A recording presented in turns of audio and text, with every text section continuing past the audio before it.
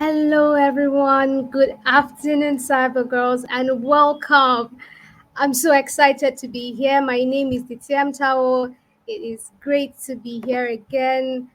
I can see everyone who's joined in. Please go on and celebrate. Just let us know where you're joining from. You're all welcome to the Mindfulness and Mental Wellbeing in Cybersecurity Masterclass. Like I said, my name is DTM Tao, and I'm the programs lead here at CyberSafe Foundation and your host for today's session. Please go ahead and celebrate. Let us know where you're joining from. We want to know how many countries are represented here. For those who aren't here, go ahead and nudge them because they are missing out on a lot. Today, we'll be discussing the strategies for managing stress, burnout, imposter syndrome, and I'll be joined by a mental health researcher and a psychotherapist. Interesting, right? But before I go on to introduce our guests, we have to say our mantra. As you know, that is the heartbeat of the Cyber Girls Fellowship. So, on the count of three, we will be saying the mantra. Please join me and do well to repeat every line. Say with your hand to your chest and mean every word of it. So on the count of three, let's go. 1, 2, 3, go. I am knowledgeable, resilient, and excellent. I am a fountain of value and an ardent problem solver. I am a voracious learner, so nothing is too difficult for me to master. I am a doer with genius intellect. And let's say it together. I am a cyber girl. All right. Yes, we are knowledgeable, we are excellent, and we are resilient women. So just go ahead and celebrate in the comment section. I want to see you all. Let us know where you are joining from. Let's take a minute to say thank you to all our technical partners. Cyber Girls Fellowship is possible because we have technical partners supporting the work that we do in various forms. So just a big thank you to our technical partners. We have ISC Square, InfoSec Institute, Cisco Networking Academy, Fortinet, Checkpoint, Policy Wizard, Practical DevSecOps, INE, Microsoft ADC, and ATO. All right, I see some people in the chat box letting me know where they are joining from. That's interesting. So let's get to see. All right, we have people from Nigeria. Welcome, welcome, welcome, welcome. All right, go on. Keep telling us. I know you cyber girls. I have someone from Uganda. Interesting. Ghana, I see you. Eswatini, I see you. Well done. Go ahead and nudge anyone who's supposed to be here and not here yet. They need to join the session. Okay, that being said, I mentioned we have interesting guests joining us today, and I would not like to keep them waiting any further. We're joined by Dr. Ayodeji Oyedeji.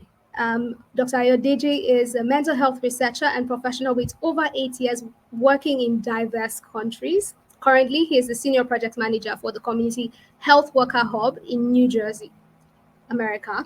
He is a passionate he's passionate about the interplay between physical health and mental health.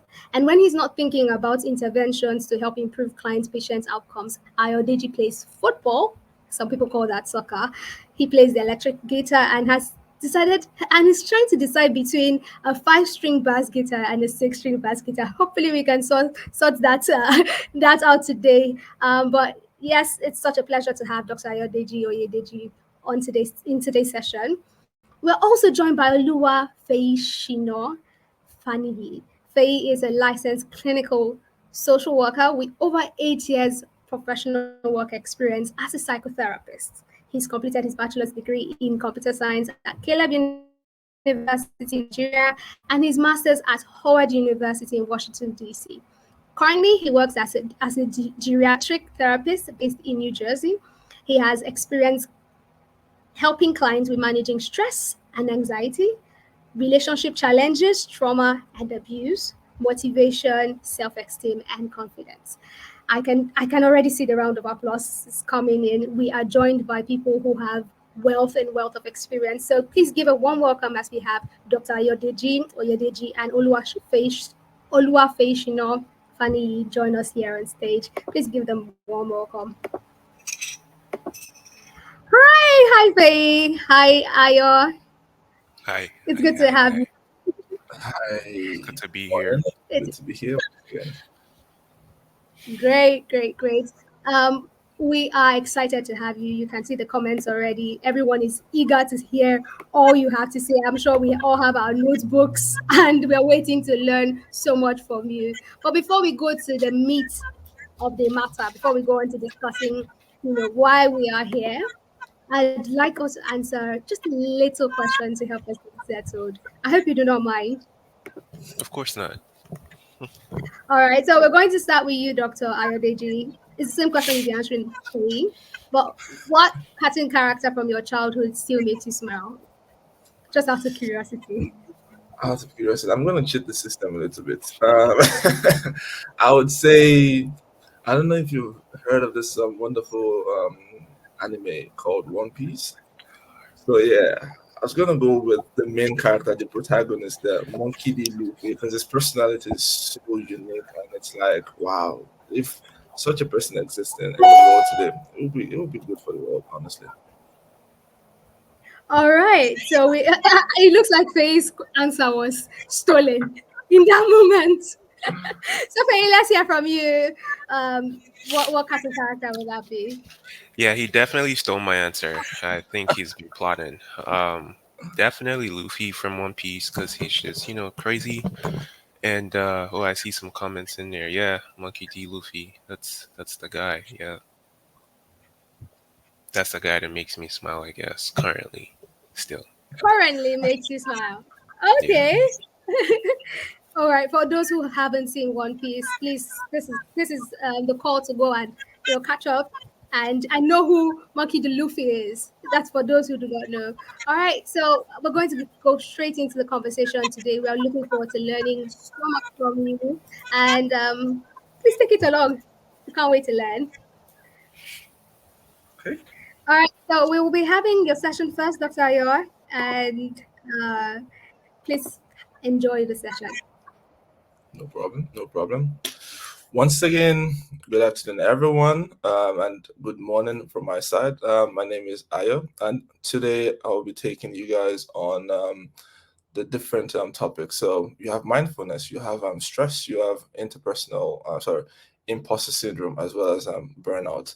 So the objectives for today's sessions is to kind of like explore what this different concepts are. So you have stress, you have burnout, you have imposter syndrome. You might have heard about it, but you might not have known like there's a relationship between all three of them. And then lastly, we're going to look at like the strategies to kind of like manage all these three conditions at not necessarily at the same time, but kind of like give you an insight onto how to go about them.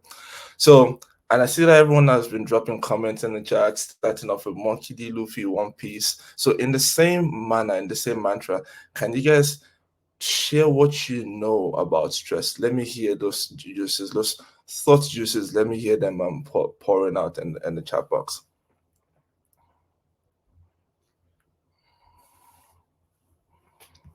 Okay,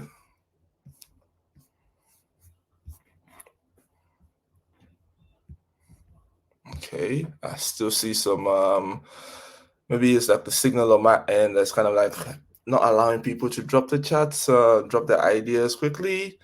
Or maybe it's kind of like my own signal that's actually acting up. Okay, wonderful. Being overwhelmed or overdriven, wonderful, wonderful. It can be good or bad. I wonder if this person has actually had the chance to look at like my some of the slides that we've actually presented. Stress is one thing that's making me struggle to get out of bed. Is a certain level of tiredness. Wow, I like the ideas that people are dropping in the chats. It's an overwhelming state of mind. Ooh, that's a very good one. That's a very good one. So stress is a state that can be caused by too much worry. Wow, people have actually been studying way ahead of that. It takes me back to like when I was still a lecturer. Deviation from the normal physical and mental health. Okay, okay, wonderful, wonderful. All right, so let's go on to my next slide, which is talking about what stress is. So, stress, according to the World Health Organization, is a state of worry or mental tension that people feel when you're faced with a difficult situation. So difficult situations can vary from person to person and also from situation to situation. For example, in preparing for this, in preparing for this session, I think my colleague and I were actually going over it, and it kind of like hinted to me that, yo, relax. You're kind of like taking this as if it's like a lecture room. And for me, it was like that comment in itself was a bit stressful for me, because it's a different than having to condense. You know, our lecturers we like to speak and speak and speak. So it's a difficult than having to kind of like condense your thoughts into like a very short time frame and still be able to pass across the message. So in a way, it's a normal, what I'm trying to say, it's a normal human response to anything. As long as you are kind of like put in a situation that's outside of your comfort zone, you are most likely going to feel stressed. And it's important to know that it is like a perception. So if you perceive that you don't have the resources, so resources such as, okay, do I have the friends that are able to kind of like coach me through certain things? Do I have the coping skills to be able to adapt to some of all these things? Do I have the resilience? Do I have this the self-confidence? So these are the resources. So if you feel that you don't have the resources to cope with difficult situations, chances are that you are likely to feel stressed. And I like the comment that someone made. It can be good or it can be bad. Yes, in certain situations, stress can be good. It can act as a motivator, and this is why you have positive stress. In the academic world, we call that eustress.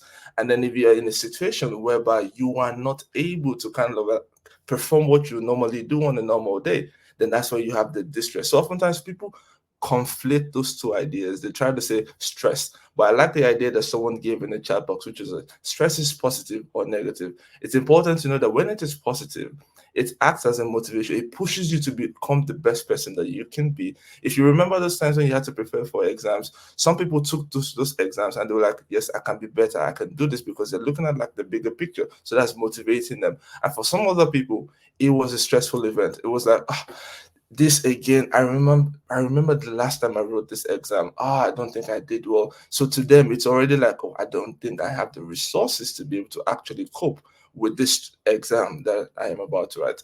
So moving on, we're going to then look at like the different sources of stress. So there are different sources. One thing that my colleague and I we tried to do was that we tried to look at break them down into four different categories. So we looked at performance-based, interpersonal, environmental, and intrapersonal. So for performance-based, can you guys share your thoughts on what some of those performance-based are? Let me see if people have still been able to kind of like see the notes that I've been preparing for the slide.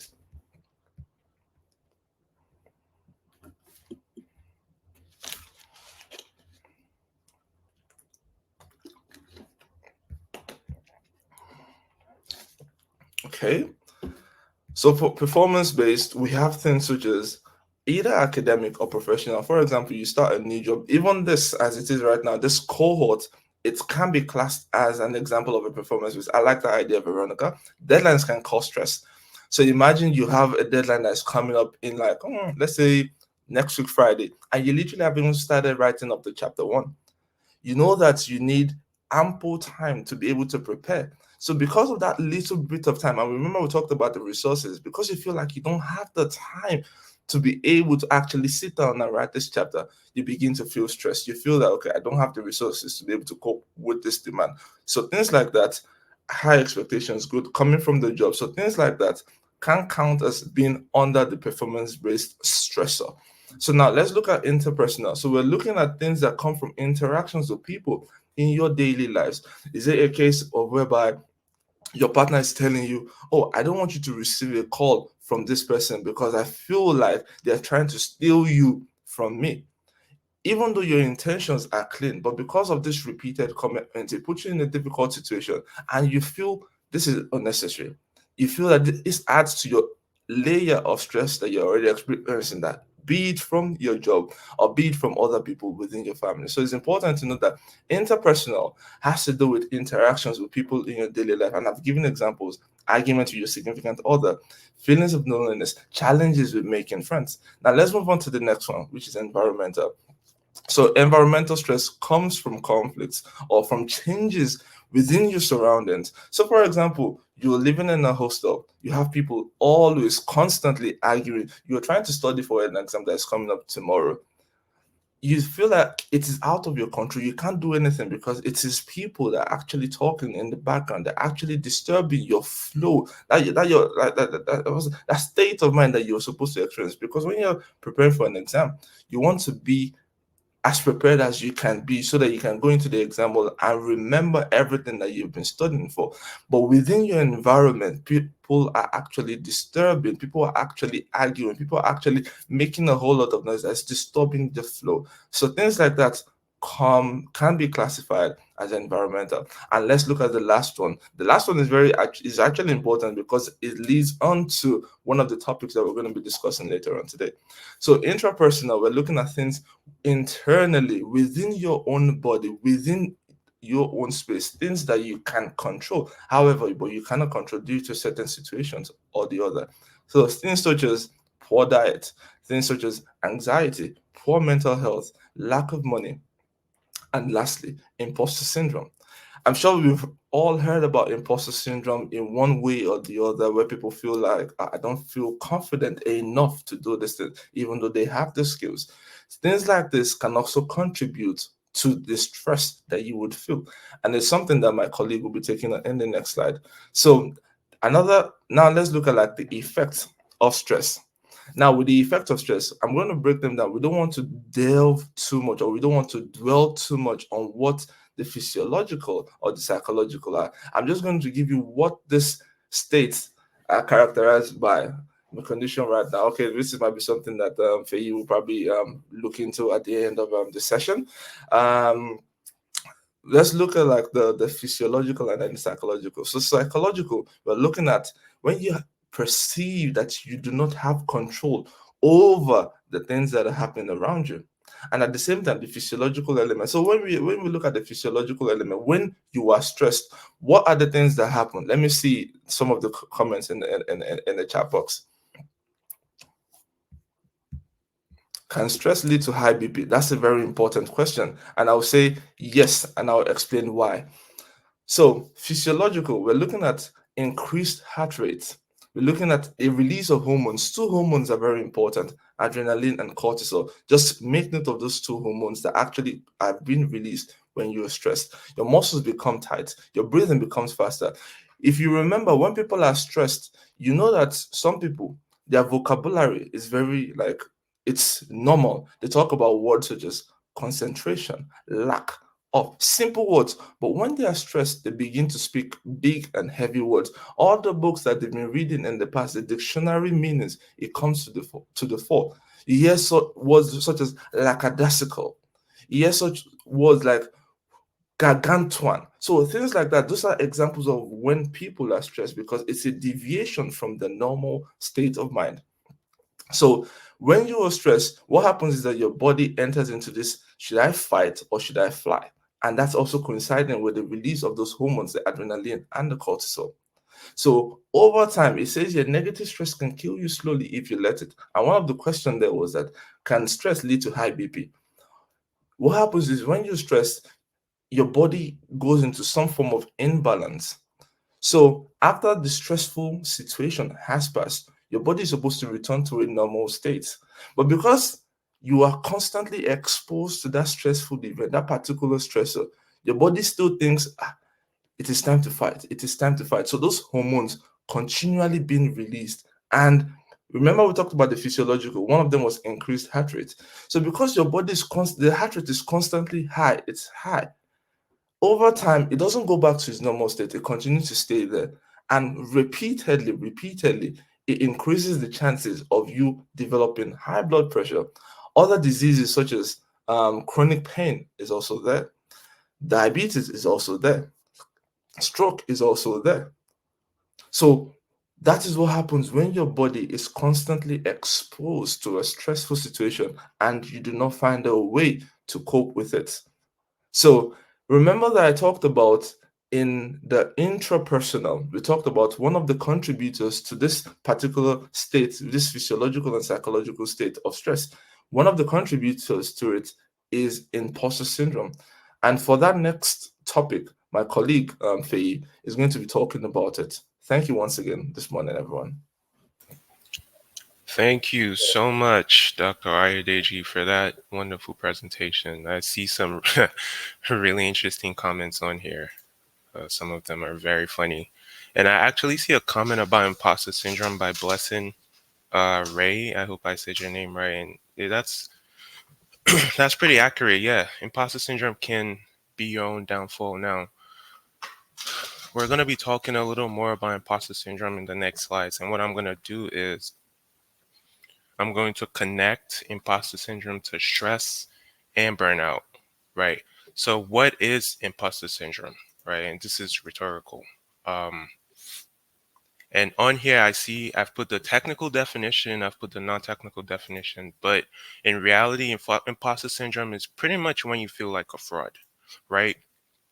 If you ask yourself those questions, right? Do you care what everybody thinks about you? Do you worry over every tiny mistake that you make? Are you overly sensitive to people criticizing you?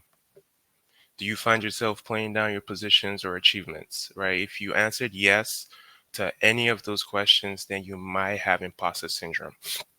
Now, under the non-technical definition of imposter syndrome, I said that it is a cognitive distortion, right? What is a cognitive distortion? It's when you have negative views about yourself, when you have negative views about the world, and when you have negative views about the future, right? And usually when a person has these views about themselves, right, it's like you're always focused on the negative. You're never focused on being potentially the best version of yourself that you can be, right? Constantly feeling like a fraud. Now, I've said what imposter syndrome is. How do people end up with imposter syndrome? Right? So we have the parental factors, which is pretty much how you grow up. What kind of home did you grow up in? Did you grow up in a home where your parents constantly criticize you, where they say you're not good enough, right? Or did you grow up in a home where your parents are protective, right? They're like super protective. They tell you, oh, you know what, don't go out. The world is a really scary place, which it is scary, but you start to develop some level of anxiety because of that. Um,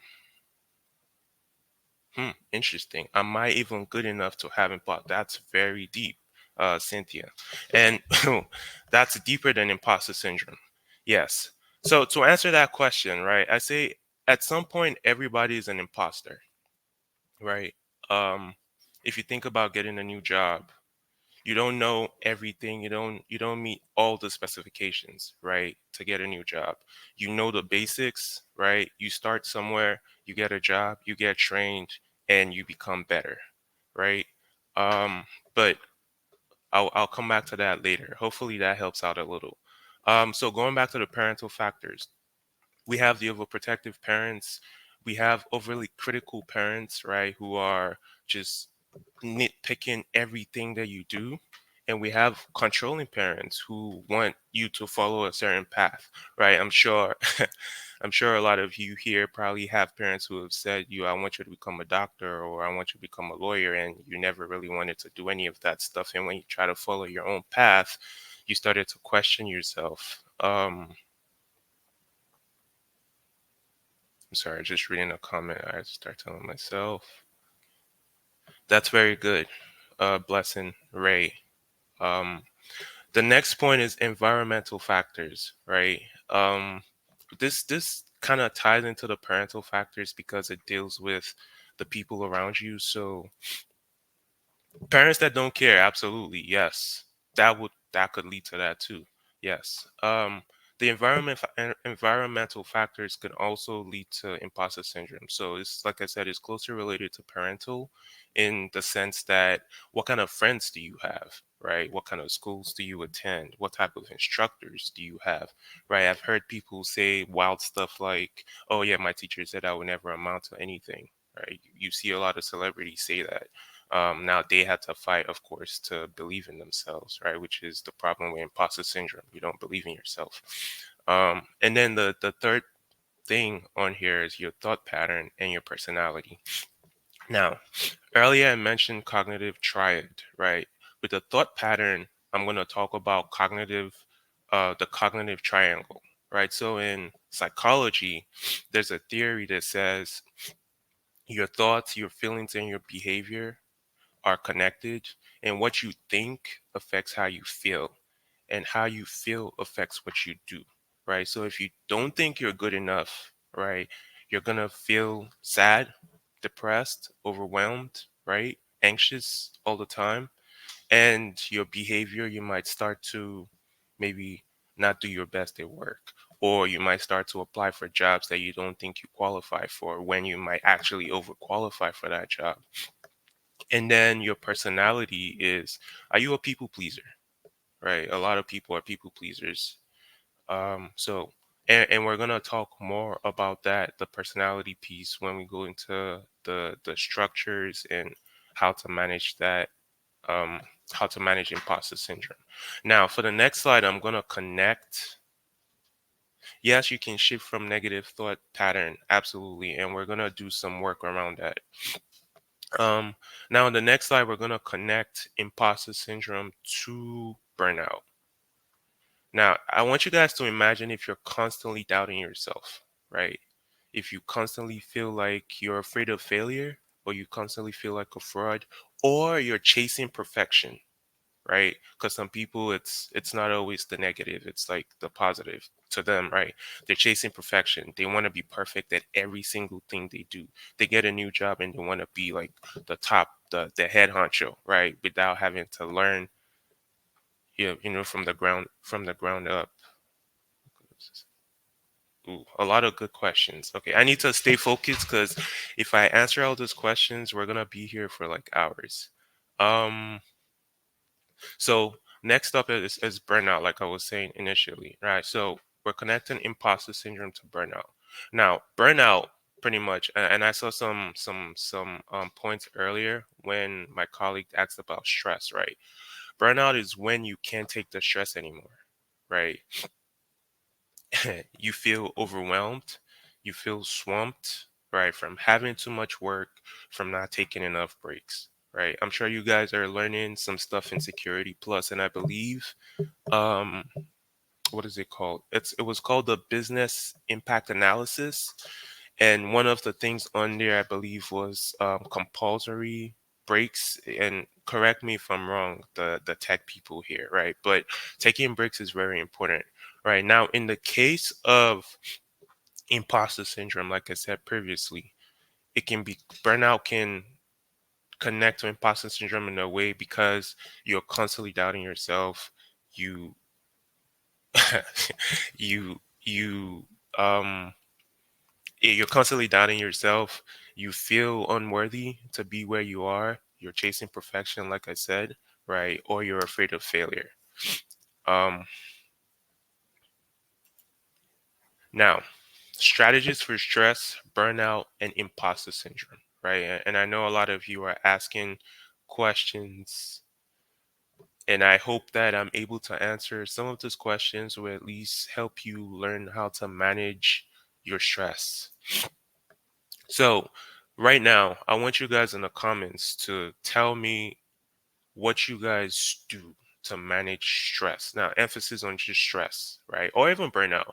What do you do currently to manage your burnout or your stress? I've seen some people say when they get overwhelmed, they sleep. That's a good way to deal with stress. But when you wake up, the stress is, the stressor is still there if you don't deal with it. So I sleep. Okay, Eunice. Long walk is good. Shut down music, great. Road drive, taking a walk, friends. Think, interesting.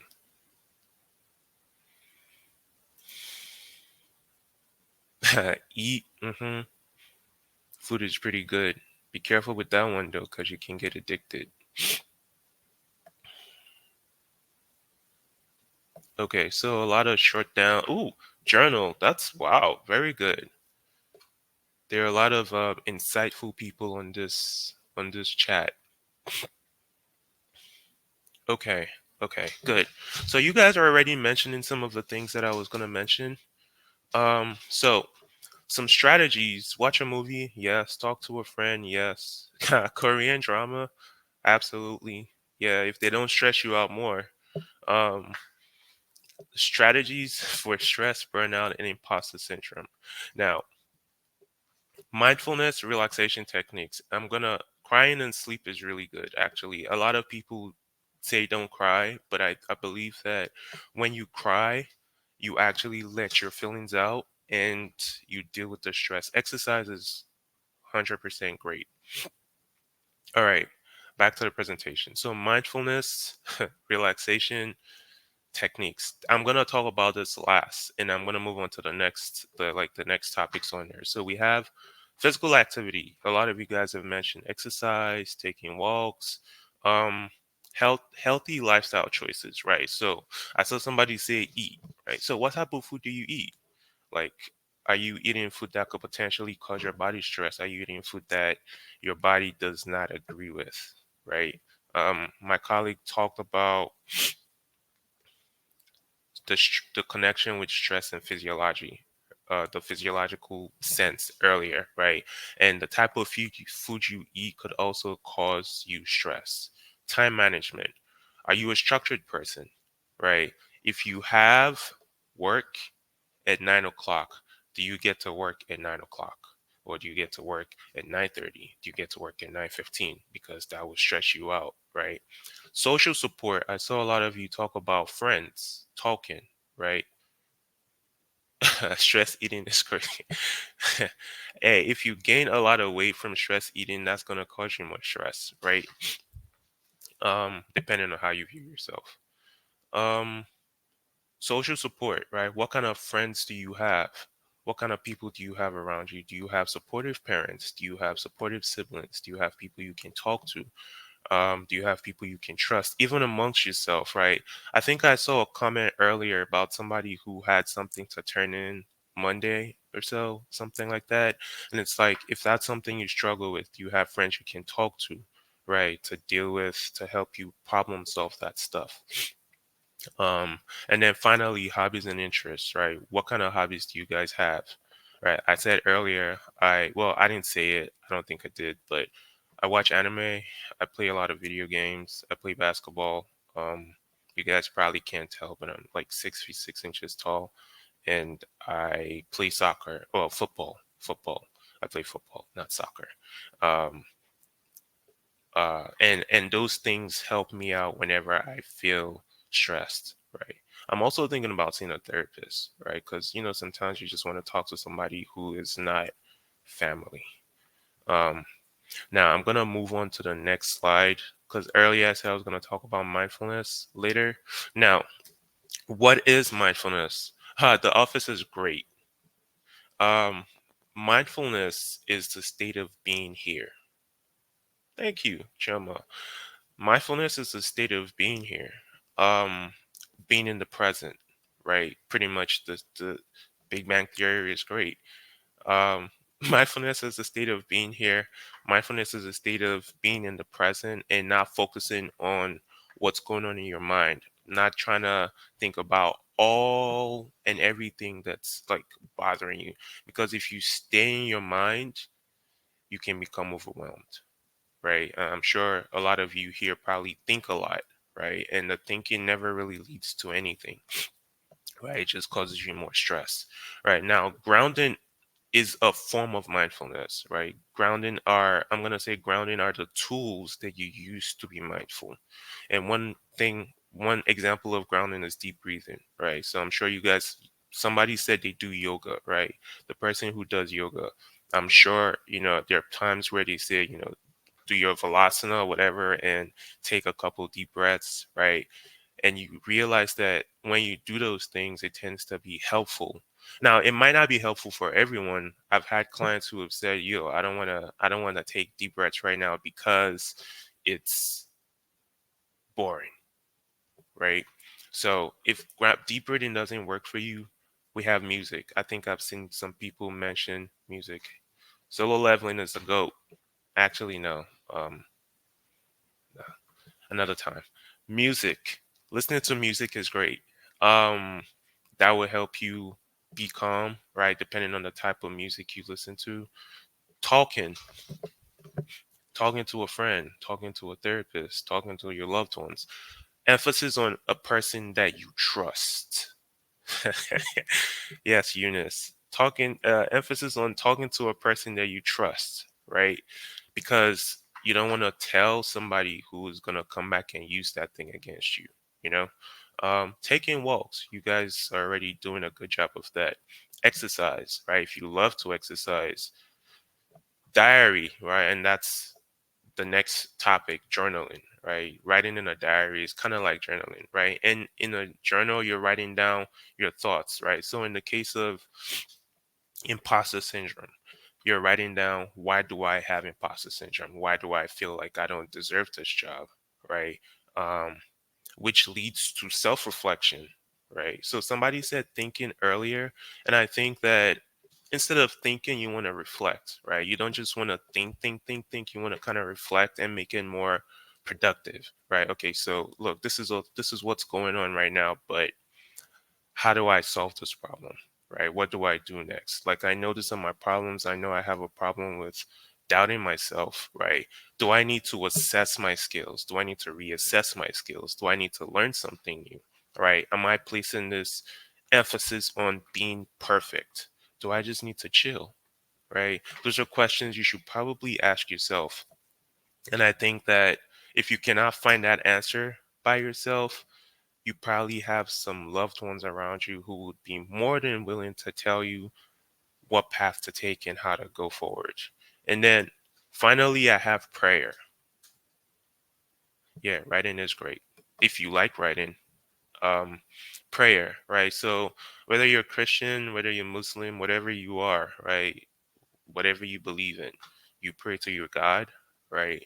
I know some people who say, after they pray, they just feel like the heavens open and they can feel all the miracles. And I'm a Christian myself, so I know how powerful prayer can be, right? But I can only connect to Christianity. Um, and then on the next slide,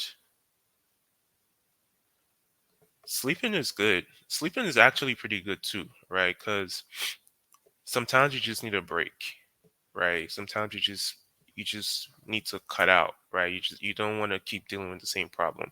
You want to take a break and then go back to it. So yeah, sleeping is good, right? As long as you don't keep waking up to the same problem over and over again, right? Sad songs will make you cry, absolutely. I've been there. Um, Now on the next slide, I'm going to play a video.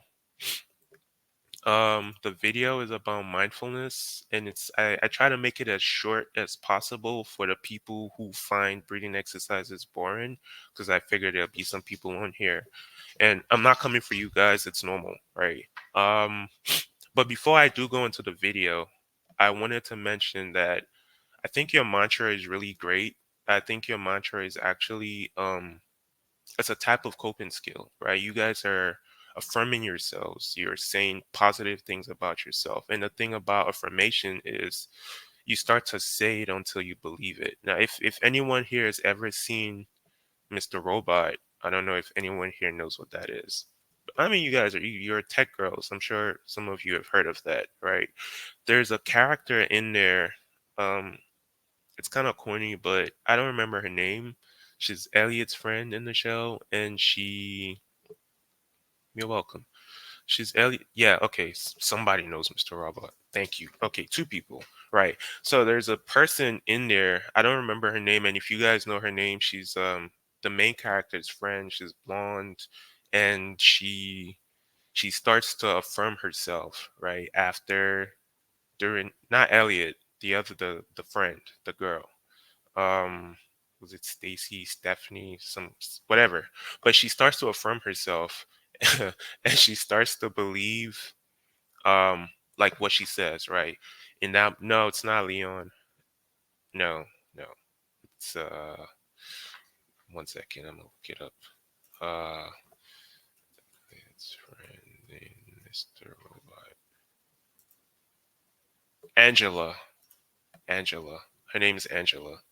Um Yeah, so Angela starts to affirm herself in the second I think it was the second episode, the second season, because she wasn't believing in herself, right? I think she had a lot of self. Thank you. Yeah, she had a lot of self doubt, and you guys can see that at hard, difficult times, she would start to say like positive things about herself, which will make her do. It was some crazy stuff, but she was able to pull through anyways, right? Now, I'm not saying be like Angela, but I'm saying like affirm yourself. um, so yeah, we're gonna play. We're gonna play this video on mindfulness, and this will only take 3 minutes of your time.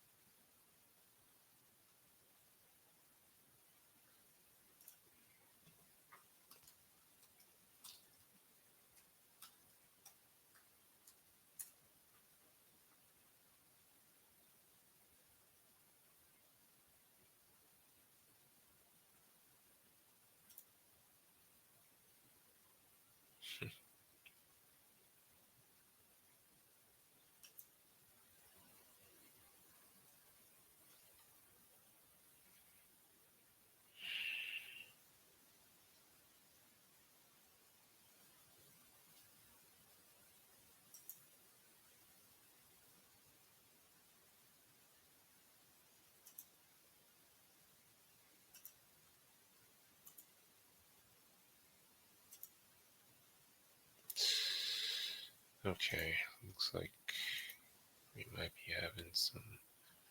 How do I do this?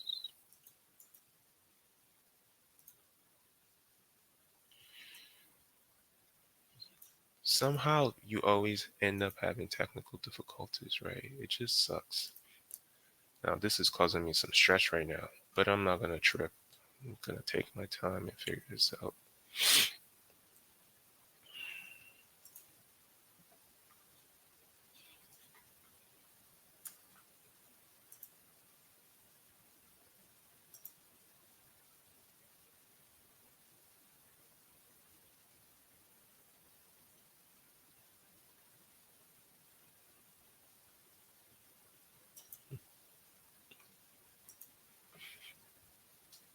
You guys see me doing my breathing exercises?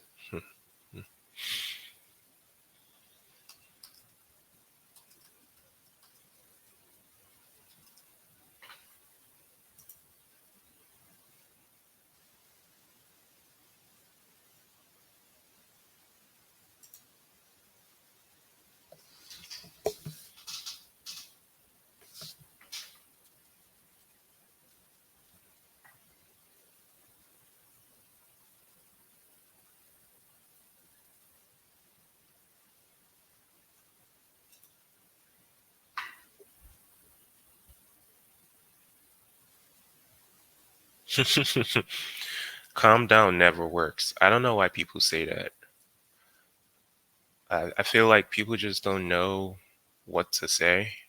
Like, imagine somebody really angry. Yeah, it is stressing me out. Yes. But calm down never works, right? Because it's it's like you're going through a rough time and somebody just comes to you and says, "Yo, calm down." Like, bro, what are you talking about? You know?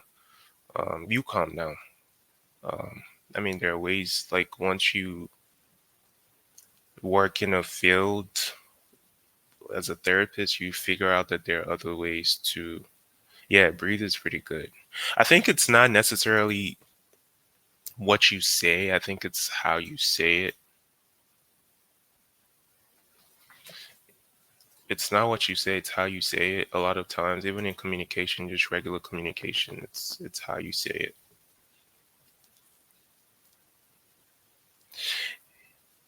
Shamim, I hope I didn't mess your name up. Yeah, like I said previously, I know crying. Progressive Oh, muscle there we go. relaxation. Finally. Oh, did I jinx it? Stress is a necessary part of life. Everyone deals with stress differently, so finding what works for you is important.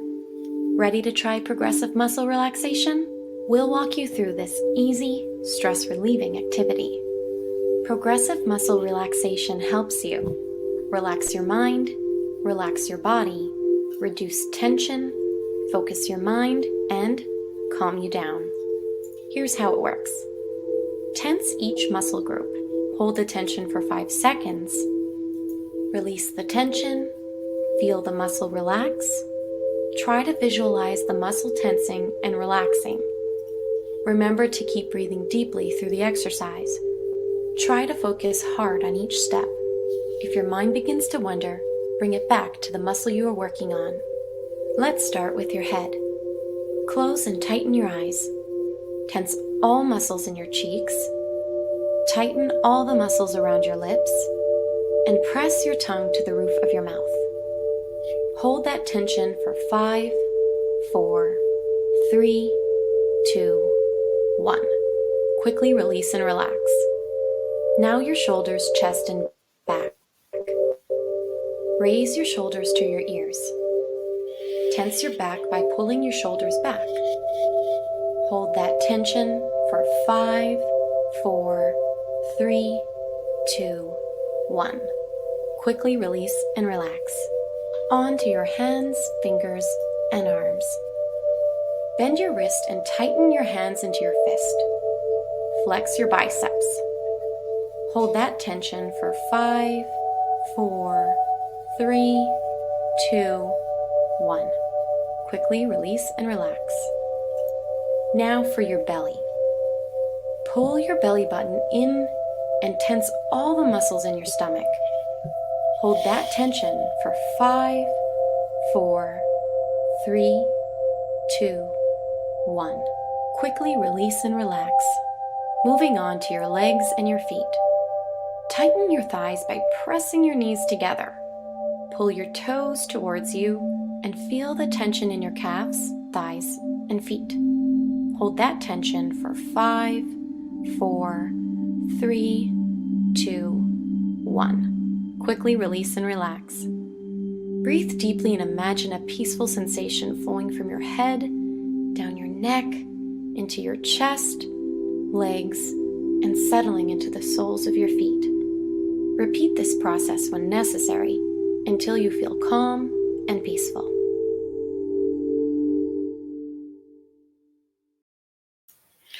Okay, like I said, I made that as short as possible. I actually had a 20-minute video, but I know you guys don't want to be listening to that for 20 minutes probably. Good. I saw some comments while we were practicing. I'm sure they can send you the link. The administrators on here can probably send you the link to the video. And if you go on YouTube and look up progressive muscle relaxation, you see a few videos on there. So explore. Some of them are longer than others, so beware. If you're not into this type of stuff, I say you start small. 5-10 minutes. I'm sorry that your mom is laughing at you, and Katie, I'm sorry your coworkers are looking at you weird. They'll be just fine. Massages are great. I did not mention that, but I think massages are really, really good because it is a form of relaxation. Now, we're going to go into discussion and questions.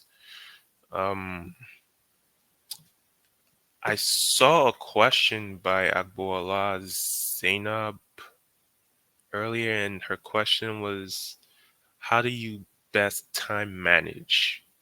Uh, and she says, to be honest, these days I just get so overwhelmed with lots of activities. I don't know where to begin, and I feel like I waste my time doing anything.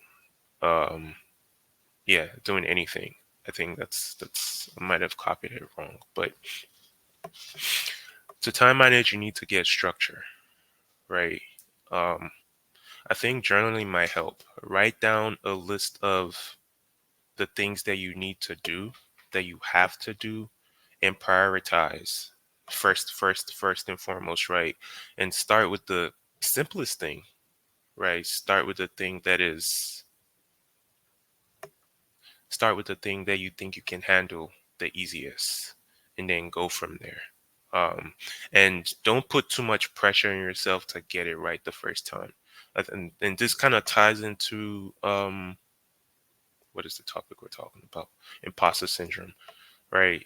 Don't put too much pressure on yourself. Like, I understand that, and I don't know if this, I'm sure not everyone here is, I don't think everyone here is Nigerian, but I think this might relate to all the Africans here. Like, there's a lot of pressure on us as kids to be the best, right? And our parents don't mean harm. I think not all our parents mean harm, and sometimes we might tend to be like, all the time, like, I need to get this, and it's just, you just look crazy. No offense, right?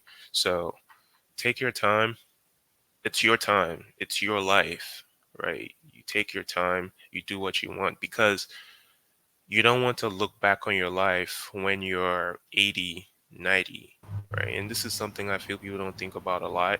You don't want to look back on your life and have all those regrets. I currently work with the geriatric population, which is the older people, right? People in their 80s, 90s. And I ask them questions like, do you have any regrets in life? And they say, yeah, I wish I took more time, right? Or I wish I did the things that I wanted to do. Or I wish I wasn't so hard on myself. Now, I'm not saying don't be hard on yourself, because you have to criticize yourself to be better, right? You have to have people criticize you to be better. But it's how you take the criticism, and it's how they do it, right? Instead of saying, "Oh my God, you're so stupid," right? Maybe you could have thought about that a different way. Maybe you could have taken a different path, right? And if anybody ever says that to you, you should correct them right there and then. Don't take, excuse my language, don't take bullshit from anyone. Um, Hopefully that answered your question, Agboala. How do you beat the feeling when you're trying to rest but feeling? Ooh, wow, that's deep. Sophia, that's a very deep question. Sometimes I struggle with that too. Like, you feel like you are not worthy of resting. Like, you always have to be on the move. Now, a lot of people say that's ADHD. I don't think it is, at least not in all cases. And that's a different topic on its own. But I think in order to beat that, you have to self reflect, right? You have to tell yourself, look, I'm going to rest and nothing's going to happen, right? But as long as you've done everything you need to do, right? Because we don't want to give ourselves false hope, right? If you have a project that's due tomorrow and now you want to rest, you're not going to rest properly because you have something that's due, right? So do whatever you need to do and rest. I mean, the weekends, self-disclosure on the weekends. Oh, I never even mentioned this, right? So just like you guys, I was trying to get in cyber, still think about it sometimes. And I'm a therapist Monday through Friday. Saturday and Sunday I'm like studying, right? I have my security plus licensure. I got my Linux plus licensure. I'm working on getting my CCNA. And it's like, at some point I started losing my mind because I'm doing all this work. I never had time to relax. I never had time to relax. And I had to tell myself that, look, man, like, you're gonna burn out. Like, what's the point in burning out now and then just hating everything? Because that's what's gonna happen. You're gonna start hating everything. And you don't want to get that, because that's depression. Um, Okay, I'm gonna refer. I'll answer more questions. We will answer more questions, but I'm gonna refer to DTM. DTM. I'm sorry, I keep messing that up. That's fine. It's DTM. Thank you so much, Faye. That was amazing. And you can see with all the questions we've had come in, we have quite a lot of questions. And thank you so much, Ayo. That was a really amazing session. So we'll be taking all the questions we've had come in so far. If you have any more questions, ladies, please use the chat box and ask as many as you can. Make sure you're not bombarding us with a lot of haphazard questions. Try to collate your thoughts in your questions so we get the best possible context and can answer properly. That being said, we'll be having both Faye and Ayo help with answering the questions we have. So I'm going to start from Utibema is asking, what are the techniques used to reframe thoughts and manage stress responses? Should like to know, are there any techniques you have, that we can learn to use to reframe our negative thoughts and manage stress response? Yes, absolutely. Great question. Can you leave that on there, please, so I can thank you. So reframing thoughts, you might not be able to do it by yourself, right? During my introduction, you guys know I have a bachelor's degree in computer science and I have a master's in social work. I jumped from computers to social work, right? Most people say that doesn't make any sense, but it made a lot of sense for me because I needed to learn myself. I needed to know myself. And I realized that social support, right, by surrounding myself with people who knew themselves, instructors who knew themselves, therapists who knew themselves, they were able to challenge my thoughts, right? So reframing your negative thought, first you have to identify that it's a negative thought, right? You have to say, okay, is this positive or negative? We have something called automatic thoughts in cognitive therapy, and they are like the first thought that comes to your mind when you think about yourself, right? And for a lot of people, it's negative. I don't know why. I hate it that it's negative, but for a lot of people, it's negative. And like I said, to reframe those thoughts, you have to identify them. Maybe write them down somewhere. Write down a list of negative thoughts you have about yourself somewhere, and start challenging those thoughts. Use affirmations. Say stuff like, I am smart and I'm beautiful and I'm resilient, like your mantra that you guys already kind of have working for you. See a therapist. I don't know what the cost is for that. And I know that I don't know what the state of insurance looks like in Nigeria and stuff in other parts of Africa. But if you're able to afford seeing a therapist, I will strongly advise that you talk to one, right? Even if just once a week or once a month, right? Just get something out of it and make sure you go in there objectively, right? Subjectively, whatever the word is.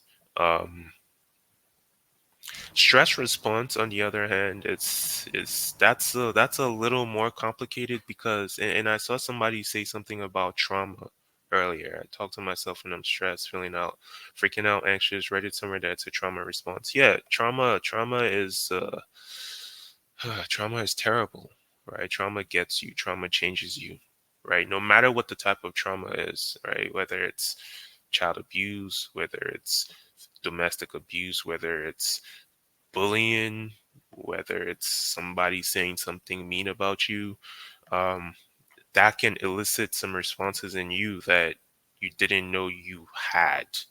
And for that, you have to see a therapist for that. You kind of have to dig deeper, right? You have to know why it's so painful. But I think one thing, pending the time you guys see therapists, mindfulness, right? And not just breathing exercises, just being in the present, right? Not connecting what's happening in that moment to what happened to you 10 years ago. Because that's usually what happens with like stress response or trauma response. You're subconsciously connecting the now with the past, right? And that's why we talk about mindfulness, taking breathing exercises, going to the gym, going to because when you're if you're lifting heavy weights, like you're too busy thinking about those weights because they're so heavy. If you're going for a run, you're too busy thinking about your knees hurting because you're going for a 10K run, right? If you're talking to a friend, you're too busy enjoying that conversation, right? And you're not thinking about, oh damn, this person hurt me 3 years ago, right? So um, Utibe Ima Samuel, I hope I answered your question. See a therapist.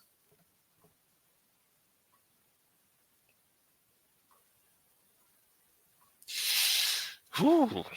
Wow, this is some really deep questions. Obsessive thoughts. Okay, so I like to believe that a lot of things that we experience as human beings come from our environment um, and trauma. That's my belief. Somebody else might believe something different, right?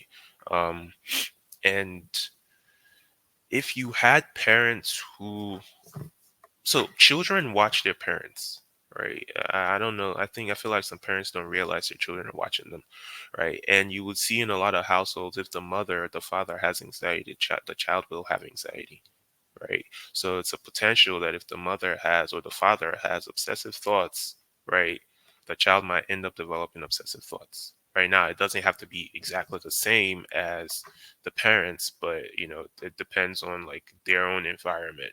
I think trauma also could lead to those obsessive thoughts, right? Depending on what the obsessive thoughts are. Your Yeah, this could get really deep, so I'm just gonna leave it on the surface level. All right, thank you Okay. so much, Faye. So Utiba wants to know how can one differentiate between healthy self-criticism and negative self-talk associated with imposter syndrome? That's kind of a gray area, right? Because you can say stuff like, I think it's like I said earlier, it's not what you say, it's how you say it, right? And it's like, ask yourself, if my friend told me they failed, right, what would I tell them? If I had a friend who said, look, I think I suck at my job, or I'm not the best, or whatever, blah, blah, blah, whatever, how would I talk to that person? Right? Would I tell them, look, okay, look, I hear you're saying that you suck, right? But tell me why you suck, right? Tell me what happened. How can we improve on that? And whatever you will tell that friend, a person you care for and love, is what you should tell yourself, right? So self-criticism is positive in a way because it gets you moving, it keeps you moving, right? And the negative self-talk is more, I think I would say it's more overwhelming. It's more like an umbrella in a sense. And it's usually automatic, right? Like, I'm not good enough. I'm not smart enough, right? When you start to say stuff like that, instead of saying I'm not good enough or I'm not smart enough, say I'm not where I want to be yet, right? Say I'm not as knowledgeable as I want to be, right? I still have a lot, or you say I still have a lot to learn. Um, but yeah, hopefully that answers your question. Yes, sir. Sir. You should how we control our minds. Control your minds? Eesh. Because sometimes we just underrate ourselves that we can. But yeah, it's like I said before, it's kind of um I want to be careful with the words I use. It's kind of concerning that in this world we live in, we tend to do this to ourselves, and it's not just you. Cybergirl Chronicles, if that's a group, right? Um, it's not just you. It's a lot of people tend to do that. They tend to underrate themselves. They tend to go straight to I can't do it, right? I listen to motivational speakers sometimes, and I know a lot of people say they're corny, but somebody said something that hit me once. He said, and some of you might have heard this. He said, the wealthiest place on the planet is the graveyard. I don't know if you guys have ever heard that before. And he said the reason behind this is because the graveyard, you see a lot of people who have died who never followed through with their dreams, right? Who could have potentially changed the world if they had believed in themselves, right? And that's something I carry with me all the time. Like if I have something that I feel like I shouldn't do, I say, look, what's the worst that could happen, right? It's either a yes or a no, right? If they say no, fine. I move on. I do best. I do better. And now it might not be that easy for everyone, right? Because I've had to build myself to a place where I can do that, right? And you guys can do that too. But it's gonna take a lot of work. One, two, time. Three, a lot of patience. And not just patience for the people around you, patience for yourself. The biggest thing I would say is be kind to yourself. I think one thing I would want you guys to take from this is whatever you would say to a friend, whatever you would say to somebody you love, emphasis on love. not lust, none of that. Like you genuinely love, right? Whatever you would say to that person, say to yourself whenever you start to doubt yourself. Thank you so much, Faye. So I think my next question is going to be for Deji. How do you beat the feeling where you're trying to rest, but you feel guilty for resting? Very, very interesting question. How do you beat the feeling where you're trying to rest, where you're feeling guilty for resting? I think it kind of like goes back to like a lot of things that's happened in the past. So whereby as humans, we've kind of like, particularly as Africans, we've learned that we we don't deserve, quote unquote, we don't deserve rest. So maybe, for example, in your household, you're trying to like rest. Let's say you've come back from school, you woke up at 6 o'clock. In some cases, you woke up at 5 o'clock, and then you get home at 4 o'clock, and then you're just trying to rest. But your parents come to you and tell you, "Why are you sleeping? Don't you know you should be studying?"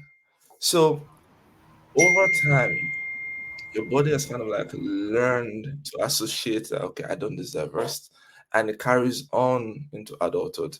So it's something that Faye said, you kind of like need to unlearn some of all these things. You have to be conscious about it. So if you tell yourself that you want to rest, you have to let your body remember the benefits of resting. So one of the benefits, because I used to do this a lot when I was doing my PhD. So everyone like would see me coming to like the office. I get in like 6 p.m. Whereas my colleagues have been there since like what's the name, since like 7 8 a.m. And then I get in there. I spend like the hours I'm supposed to spend, 4 hours or so. I try to put myself on the schedule. So I spend 4 hours there.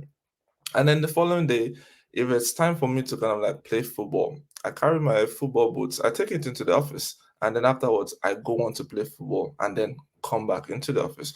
What I was doing at that point in time was to kind of like consciously tell myself that you don't have to feel guilty for actually spending time for yourself, on yourself. What happens is that the thing that people don't know is that once you rest, it allows you to gain a different perspective. So at that point in time where you're so preoccupied, I'm trying to do this, I'm trying to do that, you are not willing to see another perspective. It's only if you invite someone into that space that you get to see another perspective. But you can as well see that other's perspective. What you just have to do is take a step out of that scenario. And that's what you're doing by resting. So when you constantly see results over time based on this little behavior, what then happens is that your body is beginning to unlearn that, okay, it's not actually bad to rest. Like it's actually important. We are actually seeing the benefits. So over time, your body is unlearning the negative behavior. It's then picking up the positive behavior so much so that when you then take time out and say, okay, I want to go and do something. Maybe I want to go and paint my nails or I want to go and get a massage. The body's like, okay, I remember that the last time we did something like this, we actually had a breakthrough. So, and after a while, that feeling, the feeling of guilt begins to dissipate and is then replaced with that feeling of excitement that, okay, yes, there's actually, we are being productive at the same time. We are balancing the world as it is. We're not just focusing on, okay, I want to work, I want to work, I want to do this, but we're balancing it. And I hope All right, thank you so much. W- We missed that, Deji. Please, could you say that again? I was going to say, I hope I was able to answer the question. It was posed by Sophia, I believe. Yes, Sophia. Thank you. All right, so we have someone else who's afraid of failure, and I'm wondering what advice you give to Mary Cynthia. Any of you can answer that. Okay, I can. Do you want to take that? I can take it. You Afraid of take failure? All right. I mean, it's a mindset thing, right? It's what is fear, right? Fear is a normal. I think it's would I say it's a normal emotion, a normal response emotion? Yeah, a normal emotion, kind of like joy and peace and no joy and happiness and anger, right? Those are normal things that we feel when you get angry when someone threatens you. or when somebody you're going through a rough time and somebody comes and says calm down, right? Like, because I saw a lot of comments about that. You're like, the fuck are you, right? Excuse my language again, but um just trying to be real here. But fear is, it's normal, right? It's a feeling in a sense. And the thing about feelings is you can either validate them or invalidate them, right? If you feel fear, why do you feel fear? What are you afraid of? Why are you afraid of failure? What is there to be afraid of? Have you even tried? And what happens when you fail, right? What happens? Is it the end of the world? Do you die? Do you lose your life? You might disappoint some people, fine. They're not in your life. They're not you. They will never be you. They can never be you, right? You have to have this mindset of it's me against the world, right? And when you start having positive people around you, you can say it's us against the world, right? Depending on how much you trust them. But I say, with that fear of failure, just fear in general, right? It's normal to feel afraid, right? I got a little nervous. This is a big presentation. There are a lot of people, smart people here, right? But it's like I could have easily said, "Oh my God, I'm so afraid of coming here. I don't want to come here. I'm gonna mess up." But hey, look, if I mess up, I mess up, right? Hopefully, I didn't mess up. Um, but that's kind of the mindset you have to take. It's all here. It's all change your mind. I think Les Brown. Somebody posted Les Brown in the comments. I think Les Brown said change your mind and okay, change your mind and you. I'm sure somebody can complete it for me, but pretty much you change your mind and you change who you are, right? If you can, whenever you feel afraid of failing, fail, fail on purpose, right? Do that thing. Uh, example, I had a client who, and I'm gonna let my colleague pitch in on this as well. I had a client who was some guy who was afraid of getting rejected by women. And he would always like kind of shy away because he's like, yeah, I don't feel like they want me or whatever. And it's like, bruh, you never even tried. You never even walked up to anybody to say, hey, how you doing? You know, my name is this, whatever, blah, or drop a punchline, whatever, right? Some people like punchlines. Um, but yeah, you know, and then he tried, and yeah, of course he got a rejection, but that didn't deter him, that didn't stop him, and now he's in a really healthy relationship because he tried. And change your mind, change your reality, something like that. Yes, something like that. Blessing, thank you. Okay, yeah, I'm gonna refer to Dr. Aya. I believe he wants to say something to this as well. So I was just going to like add on, like piggyback on what you said. So you're afraid of failure. So think of it like this: what, like you have to break it down properly. Like, okay, what are those things that you're afraid of? Like, is it in the steps, or is it in the result? Is it in the outcome? And then if you feel, one of the beautiful things, I emphasize beautiful because I think one of the things that Faye would agree is like me, I'm always like an optimist. I always believe that in any outcome, in anything, there's always a solution. So in one of when you face the situation, it's important to know that once you fail, there are lessons there, lessons that can be beneficial for you if you're willing to kind of like either invite someone to help you look at it again, or if you're willing to kind of like sit down and try to like research and look for, okay, what can I do as like for the next time. Case study, for example, one very particular example, and then it should definitely generate a chuckle from my colleague here. So you know how Faye says he loves to play video games. I was like, okay, no problem. I'll join you on this escapade of playing video game. And I started learning to play Call of Duty. And for those people that know what Call of Duty is, it's like it's a simulated game whereby you're kind of like doing challenges and all of that. And when I initially started, I tell you, I was literally the bottom of the rank. Like people would look like they'll be like, ah, this guy. why are you joining our team? Like, you want to bring us down? And I'll tell myself that I'm looking at the bigger picture. No matter how long this thing would take me, even if I feel 365 days times two, I would still try to get better. I would definitely get better. And I kept at it. Every day I would play, I would join them regardless of everything. Because one of the beautiful things, when people have been like, they then change and start saying, wow, you're actually doing good. One simple thing that people fail to notice is that it boosts your morale, it boosts your confidence. Like, you feel like you can do more. And just that little positive comment can actually translate to other facets of your life. Because if you think, well, I'm not good enough in this thing, I don't think I should do it, your brain will automatically remember that, okay, wait, hold on a second.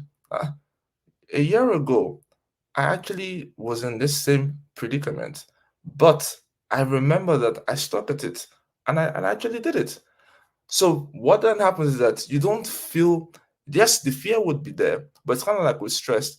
It's not the fear that puts you off. It's the type of fear that, okay, no problem, regardless of what happens, I'm going to actually put myself out there. I want to learn. I want to see how far I can go with the skill that I have. I think I remember something from one of the students I used to teach. She said something like, if you look at where you have gotten to right now, it's because of the skill set or the knowledge that you've had over the years. Now imagine when you then get to learn additional things with what you currently have. Think of where you're actually going to get to. So with that, I constantly tell myself that, oh wait, that's true. I've actually done well to get to where I am right now. But and I know that if I learn additional skills, if I learn this and I learn that, as they say, the sky is the limit. Though I might not get to the sky, but I will definitely shoot above the tallest skyscraper that's around me. So things like that is like the thoughts you constantly have to tell yourself that it's possible. Like for you and dating, I've said that mantra. Like, if you tell yourself it's possible. One thing that people don't know is that when you constantly affirm yourself with this, the brain automatically associates that it's actually possible. The first time it might look clumsy, you might be like, what's this? Why am I saying this? And this doesn't make any sense. But by the 10th time, by the 15th time, by the 20th time, your body begins to believe, yeah, it's actually possible. Regardless of what it is, I'm actually going to do it. So that's what I wanted to kind of like chime in as well. Okay, so this question kind of builds on that. So one person was dealing with fear of failure, but this person is afraid of actually succeeding because of the responsibility that comes with it. So what advice would we give her? Before I or Dr. Ayo answer this question, I just want to say somebody put a comment on here. Oof. Nyawo Fun. I'm sorry. I'm not even going to attempt. Wait, Thank you. Don't fear failure. Fear not starting. If you do fail, learn from your failures and try again, but this time try differently. Well said. That's it right there with failure. Um, okay, the previous question, can fear of success be a thing and the responsibility that comes with it? Like wanting to be seen, yet not wanting to be out there. What a complicated question. Uh, um, Fear of success is definitely a thing. Like, you're not tripping. It is. I mean, this is all your hard work coming to fruition. And now you're like, I'm at the top. What's next? Right? Um, can you put that question back up, please? Thank you. Wanting to be seen and not wanting to be seen. That's very interesting. When you say wanting to be seen, like, you want to be acknowledged for your success and also not acknowledged for your success, or I think Zainab likes to work backstage, so she doesn't want things that are forward facing. But she wants to be commended for her efforts, but not out there for everyone, her business in everyone's face. I think something like that.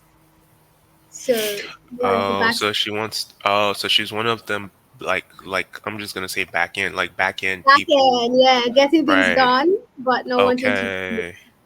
Oh, I mean, Zainab will be why? a correct let us know. But go ahead, please. Why do you not want to be seen? I think scrutiny, this is me trying to stare at that, but I think scrutiny could be one thing. Maybe perfection, the need to just be perfect, and being out there leaves room for people to see through the cracks. Boom. So Right. So identifying why you don't want to be seen. Right. Um, fear of failure is a thing. I mean, fear of success is a thing. I have heard a few people say, "Oh my God, yeah, I'm at this point now, and oh my God, I don't know what to do. Um, oh my God, oh my God, oh my God." Right. But um, I think for you, Zainab, you should identify why you don't want to be seen, because that would answer your question of why you're afraid of success, if that makes sense. And if you want to pitch in on that, feel Um, free. Datem, just the question again, just highlight. Thank you. So I'm not gonna lie, like I am with you on this one, Zen. I'm like, I just like to be in the background, like it's kind of fun when you're kind of like calling the shots per se, but you're contributing to what's the name, contributing to the success of what's actually happening. You just be in the background and you just like, everyone is like, yeah, this is good, but you feel like what's the name? You feel fulfilled in some way. At the same time, it's almost like, as Faye said, that's in itself, when you're in the background and you're kind of like not knowing if people want to kind of like point out certain things to help improve, because things never stay the same. You won't necessarily be in that position to actually take on board the feedback because you're in the background. So it's kind of like you're thinking that you have to then think about what you stand to lose from, or what you stand to lose out from if you're in the background. For example, when I completed like the PhD, and where you can testify, may I just like everybody leave me alone. Like I just want to be in my office space. Like yes, I completed it, but don't just start calling me doctor this, doctor that. I'm not a person that loves titles. I don't like titles. I did the job, I got it done, published, had a couple of speeches here and there, but I just like it was like alien to me. But one thing happened was that I had to be taken out of that comfort zone, put in a space whereby my boss will call me, "Oh, you were Dr. Ayo," and other people started like jumping in on it. And one person mentioned something that if you don't let people know, or if people don't know about the success that you've had, you stand to kind of like you end up kind of like remaining in the same spot. People won't necessarily know how best to kind of like advise or how best to give you inputs that will be beneficial to you, because they will think that you have it all under control. Whereas that's not the case. You might actually want assistance, but because you are not kind of like you don't want to be out there, people won't necessarily know how best to address, or how best to kind of like help you, or how best to help you become a better version of yourself. If you want to stay in the background, you have to recognize that there are chances of you missing out on being Zainab 2.0, likewise Zainab 3.0, Zainab 4.0. As I'm continuing with this exponential, it's important to know that it's a different from Zainab 1.0, because Zainab 1.0 wants to be what doesn't want to be seen. So people around you would grow, but you would stay the same because people think, yeah, you have it all under control. But once you just kind of like, as I think someone mentioned something, that fear of failure, it goes hand in hand, whereby put yourself out there, regardless of what happens, just test it. Yes, you might be successful, but in the words of one popular person, people might chuckle at this, but I love using analogies a lot. If Dangote is still looking for money, why can't you, as a successful person, still want to improve yourself? So I'll leave it at that. thank you so much, Ayo. So this is another way I'd like us for us to channel the conversation. A lot of people who consider themselves multi potentialites often deal with imposter syndrome because I'm not really great at anything, And Sophia is saying, where when your mind is constantly searching to fulfill its purpose, which you have now multiple cases to deal with. How do you manage all of it? Because a lot of times it is just puts you in a freeze mode. I can't do anything because I'm too many things. So, what advice would we give to Sophia? First, I just want to piggyback off what Aya said earlier. I don't know why Dangote is still looking for money. He needs to leave some of that money to us, man. But um, Sophia, great question. Multi potentiality personality. Oof, big word. Um, so jack of all trades, pretty much, right? Um, where your mind is constantly searching to fulfill its purpose, which are in most. It's interesting, Sophia. I actually struggle with this. I like I said earlier, I don't know. Fortunately and unfortunately, I'm pretty good at a lot of things if I put my mind to it, and it was definitely a challenge for me to find my niche, and I still have questions sometimes. I still ask myself, oh, okay, is this what I want to do? Is that what I want to do? Like, where do I want to go? You guys heard me say I'm thinking about going to cybersecurity. You heard me say I got my security plus, and it's like, what is a therapist doing trying to, so just to validate validate you, this is a real challenge. And what I would say has helped me is I try to identify what I'm best at, right? You might be good at everything, but there's one thing that if I wake you up, well, I shouldn't be waking you up at like 3 a.m. in the morning, anyways. But if I did wake you up at 3 a.m. in the morning, I said, "Hey, Sophia, like, tell me about this stuff," right? Oh, I need some expertise, like, about this stuff. I'm sure without reading a book, you could probably tell me everything there is to know about that stuff. Focus on that thing, right? And build around the other things, right? Don't throw anything away because knowledge is valuable and knowledge is never lost. But if you don't want to be lost in the sauce, if you don't want to be lost to like when it comes to getting a job or whatever, I say you focus on that one thing and build from that. And I hope that's helpful. And I'm going to let Aya pitch in as well. I'm sure he has um some question. I was just saying right now, like learned a new word today. Honestly, multi-potentiality personality. Like that's actually grand, Sophia. It's a very interesting, and I like the approach that he used, whereby he used like when your mind is being pulled in multiple directions, it becomes difficult for you to actually know which direction you should take. But when you are able to reflect, you are able to know the best, like kind of like the best or best scenario or the best situation to put all your energy in. And it's really like real true, because for me, for example, I know Dating mentioned it earlier on when she said I love learning like the guitars. So I started off with like the bass guitar. I learned that all on my own, and then I tried to do the same thing with the electric guitar and as well as the acoustic guitar. Though they're all in the same family of guitars, but I recognize that I was like, huh, no matter how much effort I put in, my I was still drawn towards like the first love, which was like the bass guitar. There was potential for me to like learn this and learn other thing, but if I'm being called for a gig, there's a high chance that I would never tell them, "Oh, I play the electric guitar. Don't worry, I'll play it for you." I'm going to play nonsense for you.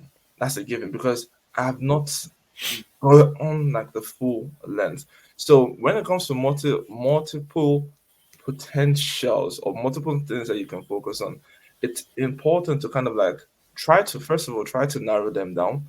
Don't try to do too much at the same time. Look for the ones that your skills are best suited to, the ones that you know that you are confident enough in.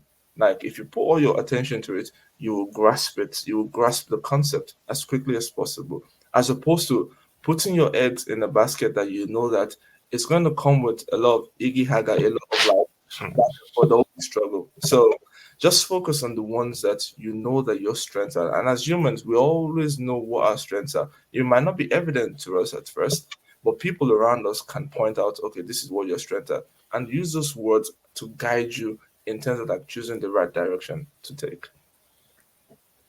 All right, thank you so much. Jessica, I'd like to know, how do you deal with fear of public speaking and being public generally? She literally forgets anything she has to say when put on that kind of stress. So, what advice would we give to Jessica? All right. For before we answer this, I want to say something. One more thing to the Sophia, right? Um, if you're not able to find that one thing you're good at, because it's very possible that you're like, well, okay, I'm good at this, but I'm also good at that. Like, talk to the people around you, the people you trust the most, and ask them, which do you think I'm better at? And go from there if that helps. Okay. Jessica, how do you deal with fear of speaking? Oof. I don't know too many people who like to speak in public. I, for one, hate speaking in public. Presentations in college, oh my goodness. I used to like shake like like that. And you guys might have heard some shaky maybe earlier today as well. My voice probably cracked a little here and there. Oh wow. Wonderful. Well, I guess I worked on it. But yeah, I hate public speaking. I still hate public speaking. But I know that where I'm going and where I want to be in life I might have to learn to speak publicly. And in My Hero Academia, uh, for the anime lovers, there's a character there, part of the big three. Amakichi, I think his name is, the guy who, when he eats food, he turns his body into different forms. Yeah, uni presentation is different, bro. Um, he eats food and he turns his body into like a horse or whatever, and he's like really powerful or whatever, right? But he's afraid of public speaking, and he imagines everybody's head as a potato. Um, doesn't help him, right? But one thing I learned was, if you're speaking in public, if there's somebody you know in that setting, focus on them. That's one thing I've heard, right? Because you feel that familiarity.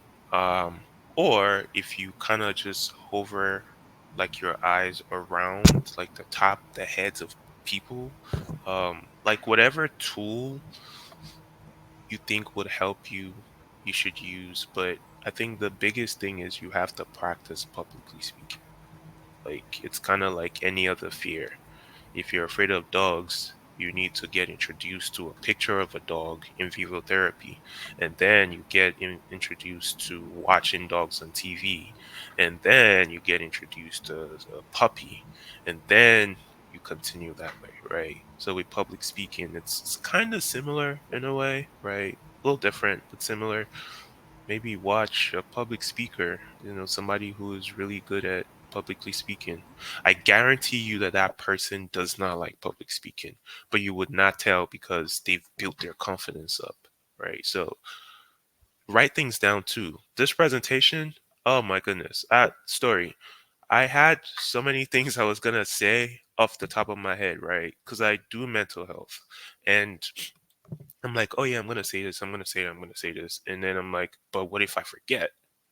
And then it's like, oh, in PowerPoints, there's a note section and you can just put the things you want to talk about there. I'm like, boom. I did not know that.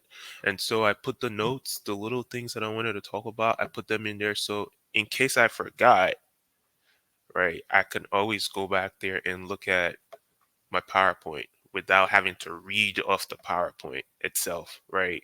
So that's something that helped me today. And I think it helped him as well. So practicing helps a lot.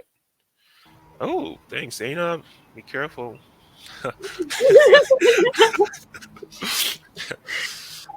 Is there something you'd like to add to that, Dr. Ayo, about public speaking and managing? I think one thing that comes to mind was when I was kind of like, it feels like an interview session. I'm going to remember right now.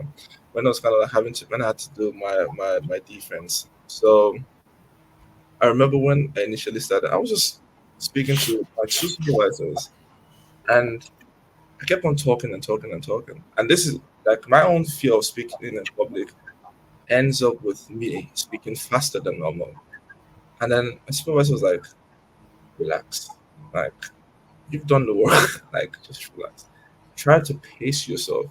And then they said, okay, let's try it again. And I started. So one thing that the second supervisor did was to kind of like use his hand to kind of like gesticulate to me like, okay, take it at this pace. And when initially I started off on a tangent, but when I came back to the side of his hand, then I started slowing myself down to this pace. And what happens is that when you slow your speech, when you take your time to speak, he allows you, just as Afia said, he allows you to kind of like remember some of those things that you want to say. I guess now at the same time, I kind of like on the human note, I kind of now see why certain lecturers they try to speak so slow that they kind of like tire people out. But it's kind of like for me when it comes to speaking in public, it's first of all, like Faye said, you gotta practice with people. I have people that kind of like practice listen, be it interviews, be it like sessions like this. I try to like get them, okay, assess me, give me like the feedback, tell me where I can improve on. And it's because of that practice that Faye was able to identify that, okay, you're speaking from the perspective of a lecturer. Try to do a non-lecturer perspective and then see what happens. And that's one thing I keep on constantly trying to tell myself that okay, every setting is going to be different. What you can do is pace yourself, try not to forget things, have sticky notes, have notes that you can use to kind of like tell you, okay, the bullet points, okay, this is what you want to speak.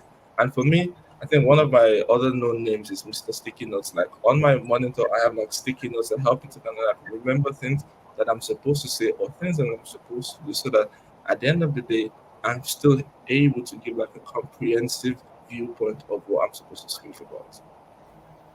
All right, thank you so much. So for the next batch of questions, we're just going to be responding each person straight up as quickly as we can before we close off the session.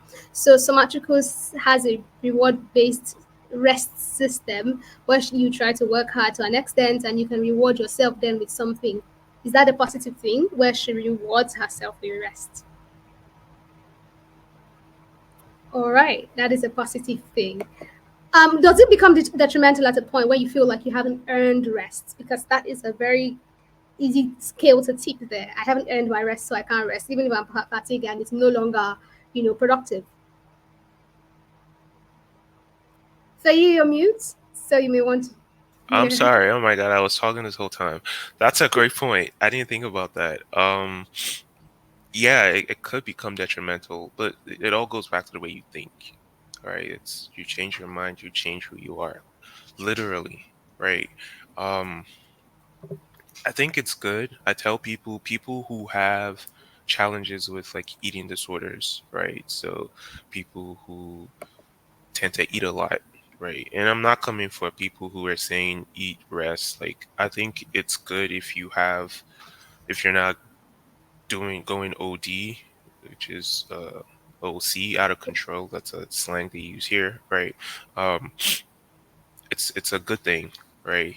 But like so, I was saying with people who eat a lot, who cope with eating, right? I used to tell them, look, I know you want to eat the chicken nuggets and you want to eat the fries and you want to eat all that stuff, but you know, why don't you work out the whole week, eat what you're supposed to eat, and then on the weekends reward yourself with that, right?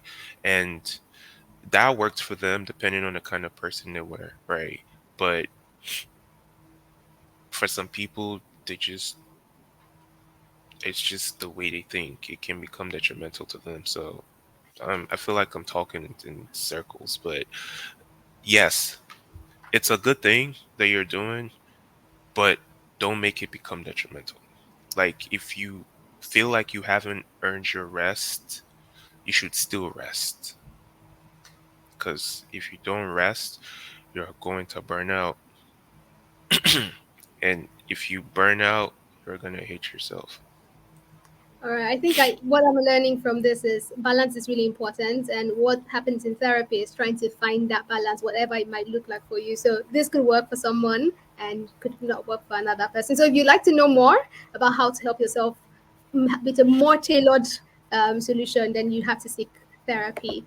All right, Nyawo wants to know, she gets overwhelmed easily. How can she deal with that? It has led to panic attacks, doubting herself and causing her to overthink. How can she move forward? Anxiety people. You're not alone, yeah. Well, did I say that right? I think you did. Okay. You're not alone, right? A lot of people deal with that too, getting overwhelmed easily. Um, why are you getting overwhelmed, right? Let's start there. Identify what's causing you to feel overwhelmed.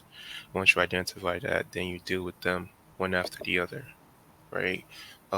Like I said before about journaling, write down what's making you feel overwhelmed, and then start with the smallest thing. What's that thing you learn in economics? The scale of preference, was it? Some stuff like Opportunity that. cost. That yeah, that I hated economics, so but something like that, right? But yeah, um, you create a scale and Scale. you just work through it. And if you can't figure it out, like if you write something on there that you can't figure it out, not on me, it's crazy. If you can't figure it out, you ask for help. All right. So, Florida, I would like to know, how do you stop replaying negative situations in your mind? This happens for a lot of people on this call. I've seen that question before. How do I get out of that bad moment where I made a mistake? Mm. I need you to answer this, Dr. Ayo. Or I'll let Faye go first, and then I'll kind of Right, Yeah, hear. all yeah, right, yeah, all right. yeah. So, How do you start replaying what the negative situation in your head is? That's a little tricky. Um, Actually, maybe not that tricky. It takes time, right? I think give yourself time. Give yourself time. I had an argument recently with somebody who is laughing, with somebody who is pretty close to me, and I would say I have some respect for, right? And it went sideways. Part of it was my fault. Part of it was their fault, right? And I remember after the situation happened, I remember thinking, okay, like, why did it get that deep? Why did this happen? Like, what did I do? Why did they do this? Blah, blah, blah, blah. But what I realized was I talked to my friends, I talked to the people around me, and like after a day or two, phew, I stopped thinking about it. So maybe give it 72 hours. I think Drake said, a lot of people don't like Drake right now, but Drake said something about if you give something 72 hours, it dies down, something like that, right? I believe in that. Like give it some time. Um and if there's something you feel like you need to do, which is why you keep thinking about it, then do it. As long as you're not hurting somebody. okay, so can I add to that question and just help steer the conversation a bit? I think she's more worried about the repetitive nature of that. It's not a one-off occurrence, and it's not just one situation. I think she tends to live Oh. in moments of past mistakes and constantly replays that. And so you're stuck replaying previous conversations where you made possibly grammatical errors or where you said something amiss, and it's just a lot of thoughts pouring on your head, and you're constantly doing that, and they're negative. Forgive So yourself. I don't know. Forgive yourself. Yeah, forgive yourself. Just forgive yourself. That's like that's what you would do to a friend, probably, right? Like I said before, right? The friend thing. Always think about that. What would I tell a friend? Forgive yourself. Once you forgive yourself, you literally say to yourself, I'm going to forgive myself for this. There's something I do with people who have lost loved ones, like to death or movement or whatever, and I say write a letter, right? Write a letter to yourself, write a letter to the person to apologize for the things that you feel like you wronged them for. So if you feel like you need to get to a point where you should write a letter to yourself apologizing to yourself for making, or for whatever the thought is, if it's mistakes related to mistakes, if you need to say, look, okay, I made this mistake, I'm really sorry I made this mistake, this is what I'm going to do to become better, um, then you do that. If that doesn't help, see a therapist. All right, thank you. Aya, do you want to add to that before we go to answer Titi Lokwe? I was going to say, like, because something that Fee has been hammering on is kind of like, if you change the way you think, a lot of things like actually solve. So when it comes to negative situations, it's kind of like over time, people make mistakes. You said something, grammatical errors. So the question is, what have you associated with grammatical error? Have you associated it with something overtly negative, so much so that every time you make a mistake, your brain automatically goes in there? So you have to then, like I said, identify it. Then you then try to unlearn it. So walking it back, okay, you remember that sometimes when it comes to grammatical errors, it could be as a result of so many things. It could be things within our control. One particular example, and Faye is going to laugh. I'm a Nigerian, right? And I'm also Yoruba. So it's normal when you're speaking, the H factor will just jump out. Like it's going to jump out. Like you can't actually, there's no way you can prepare for it and say, okay, well, I'm going to. So people associate that H factor with like, this is, oh, come on, why now? Why now? But over time, I've learned to like, previously, I would be like, oh, low self esteem. I start like catastrophizing that particular age factor. But recently, like I've learned, like it's just laugh it off. It happens. It's mostly because you look at it as it's within the alphabet, your alphabet. There's no age, so it's like you're bound to make that mistake. And then I remember seeing a video one time of someone from Portugal as well, and then they told the person say EA Sports, it's in the game, and then the person said he hates sports. So with things like that, it's a thing of like you kind of like just humor yourself about it, like it happens. And when you kind of like unlearn, so you unlearn kind of like you try to like break that attachment to the negativity and you're trying to learn positive thoughts or positive events with that particular mistake, chances are that, like I said earlier on, the brain is going to actually continue to think on those positive things because it's been changed. And one, I think this phenomenon is being called neuroplasticity, whereby your body, your brain is able to learn new things, is able to unlearn and pick up new habits. I can see my colleague here is chuckling in the background, but yeah, that's what I have to say about that. You should see the comments. It's people who need to leave Oduduwa alone. Leave Oduduwa alone. All right, um, thank you so much.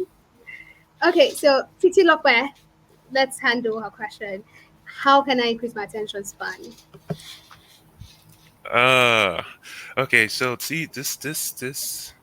If you guys noticed during the presentation, there were times where I would kind of look and look and look and look. That's attention, right? Um, structure, structure. Just structure yourself if the best you can. Like I said, be patient with yourself, be kind to yourself, structure yourself. You're not Nobody's expected to be perfect. And if a person expects you to be perfect, they're crazy because they themselves are not perfect and they never will be perfect ever. Right? So, with attention span, I say structure yourself. Time management might help you here, right? Um, Maybe get into using your calendar and this is what I need to do. Or if it's reading, if you're reading, study for 5 minutes or however long you can study for, to where you start to realize your mind is like going places and you're thinking about food or whatever. And then take a break and then come back. Oh, I'm sorry. Uh, Wait, I don't know if Chinelo is saying she can't hear me or if she's saying I should say that again. Okay, I said study. if you're studying, take some time, right? If you're understanding something, if you don't She's saying understand something, she's saying go again, like oh, go again. just so that Okay, okay, okay, okay, she's okay. feeling it. All right, all right. Thank you, thank you. I figured that's what it was, but I just want to make sure everyone can hear me, because I am softer spoken than most. So, but yeah, that I think that answers that. Just structure yourself, take your time. If you need to study, study. Take a break, go back, study. Take a break, go back, study. Take a break. Like if that's what helps you, then do that. I think I'm just going to endorse that because I have tried that and it works. There are several techniques in the book. You may want to do Pomodoro, you want to do anything, just work and take note of the things that are working and how much progress you've made. I think that also rewards you for your effort. Still speaking on time management, to-do lists. Some people say it doesn't work for me. Some people say I live and die, and that is a perfect thing that works. So how do I manage it? Because I have a lot of emergency situations in my job and my personal life. Do I sacrifice my to-do list? What really comes first? How can we help Katie? You want to take this, or you want me to take it? So if I'm getting the question correctly, so it's kind of like you have emergency things that pop up, and then you have to attend to those emergency things, and then what happens to the to-do list? To-do list. Okay, okay. I mean, um, it might be unconventional though, so it depends on how emergent those situations are. If it is things that you can put off for another like in period of time. Also, it comes back to like the importance you like on your scale of preference, like scale of importance, like which one is more important.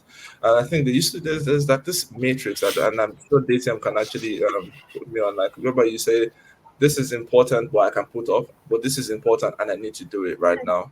So when you structure it in a way like that, yes, some things might be important, but you can still put them off at a later point in time. And I imagine that there's so many other emergent situations that actually need to be attended to at that point in time. What you can do is attend to them, and then if you can come back or if you have time to come back, you can go back to your to-do list. It is not necessarily a must that you finish everything on your to-do list. It's just a to-do list is kind of like to guide you on how to structure your day. It's just supposed to help you, okay, this is what I plan to do, and also to help you to remember certain things.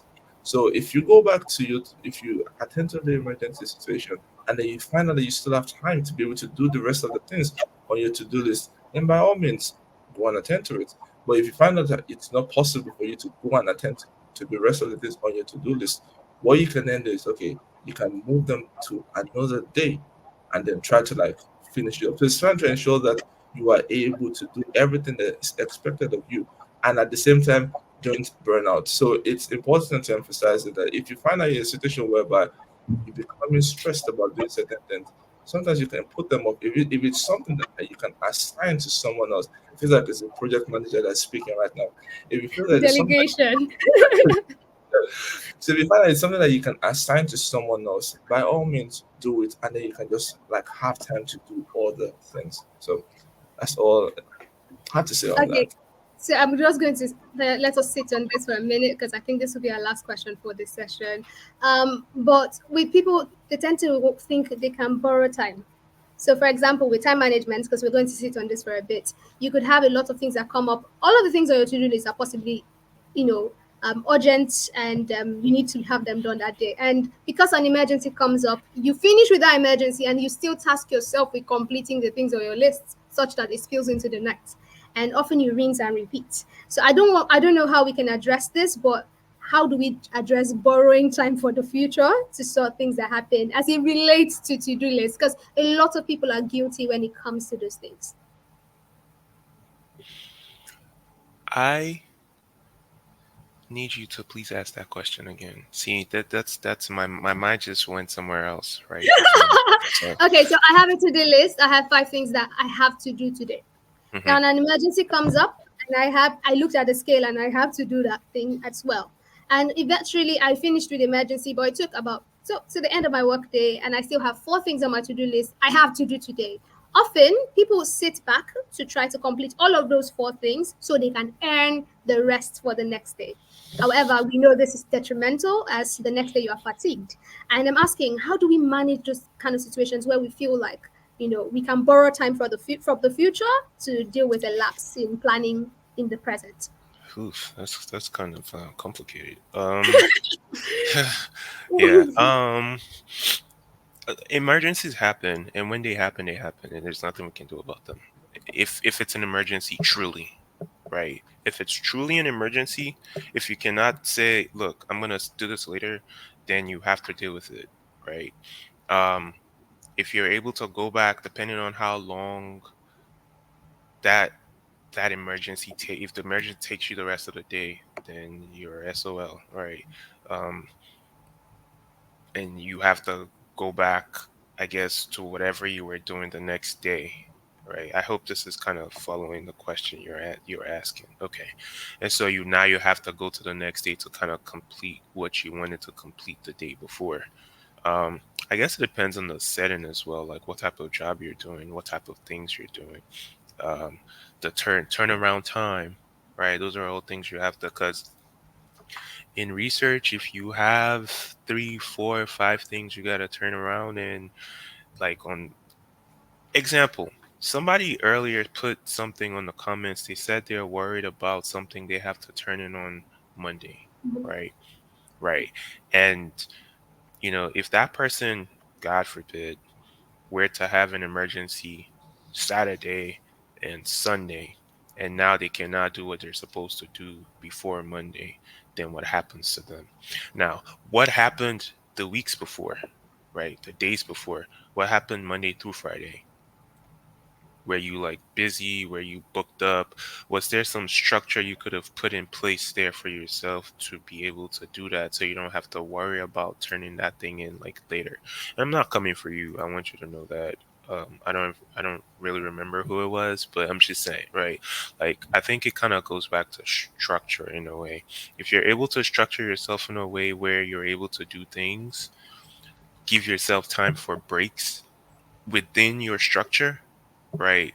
And give yourself time to do whatever you need to do, then you might be fine. Now, it's not foolproof, it's not perfect. Like I said, you're not expected to be perfect. You might not be able to go back to what you're doing the same day, and that's fine, right? As long as you're able to turn it around before you have to turn it in, because then you don't want to have to deal with the consequences, because then that's some real world stuff. Okay, thank you so much. So we'll say, don't wait till it's last minute. No last minute.com here. We No plan with procrastination. structure, no procrastination. I really wish we could spend some more time talking about procrastination and time management and creating to-do lists. Sadly, it's been a long time on this call, getting all of this wisdom and all of these tips for success and dealing with burnout. And I don't know if you have any last words for us, Deji and Faye. I know we have a lot of questions yet to be answered. I'm hoping we can make an arrangement off call where we can have those questions answered. I see all of them. I want them answered. But just to close off for this session, is there any piece of advice, looking at what we've had answered as questions that you'd like to give us as we, call it a day?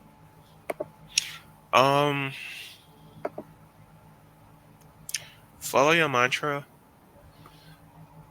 believe in yourself, don't care. Well, not don't care. I wouldn't say don't care about what people say, because some people have good things to say, and some people genuinely care about you and they will criticize you, right? But don't care about what everybody says or thinks, right? The back end question, right? Don't If you do your job, you do your job, and you do your job because you want to be there. You're not doing it because you're trying to please people, right? So do not care about pleasing people. Care about doing your job for yourself. Do not place your self-esteem. I feel like that's something I haven't mentioned. Do not place your self-esteem on external things. Never place your self-esteem on what you do, on what you're able to provide. Because if you fail, that's when you start having that problem. That's when you start having the issues. And then in some strange sense, I think this is probably the biggest piece. And I thought about this, should I say this or not? Because this will probably bring up questions. But Sorry, I can't answer your questions right now. In some sense, everybody's an imposter, right? If you really look at it, like if you guys are in, I don't know what your program really is, but I figure you're learning things to get you into the field of cybersec to become SOC analysts and DFIR and maybe CTOs eventually, right? And some of you are going to start off at help desk. Some of you are going to start up in networking. Some of you might get a job straight up as a SOC analyst, depending on your network and who you know and stuff and how much you know. But when you get that job, you're going to have to tailor your resume to the job. You're not going to know everything they want you to know. So, in some sense, you will be an imposter, right? But it's not a bad thing because you can learn, right? So, something Dr. Ayo has said, and I think the DTM has said this too, and I think I said it right this time, and I've said this too, is um damn, what was it?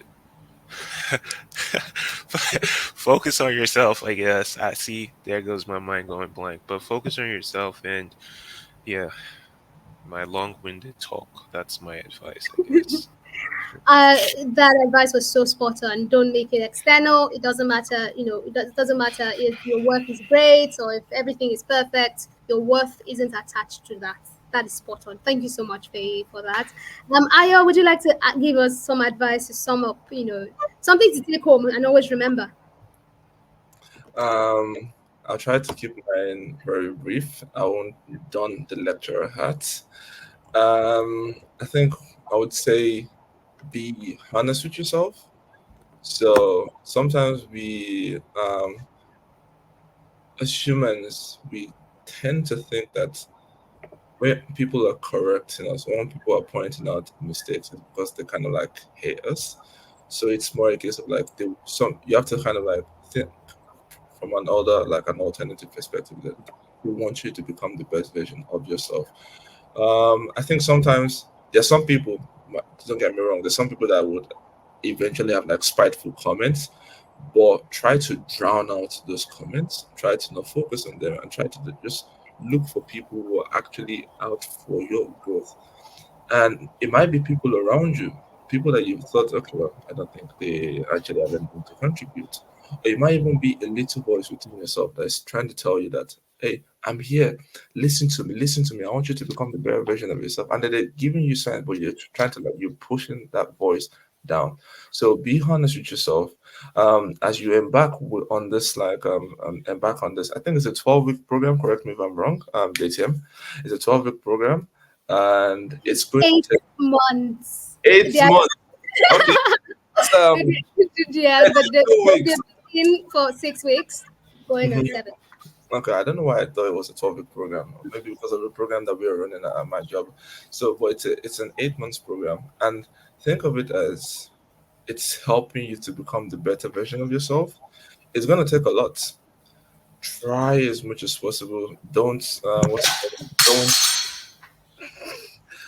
put yourself in a situation that will compromise your own values, because everyone has values. Everyone has certain things that they try to uphold.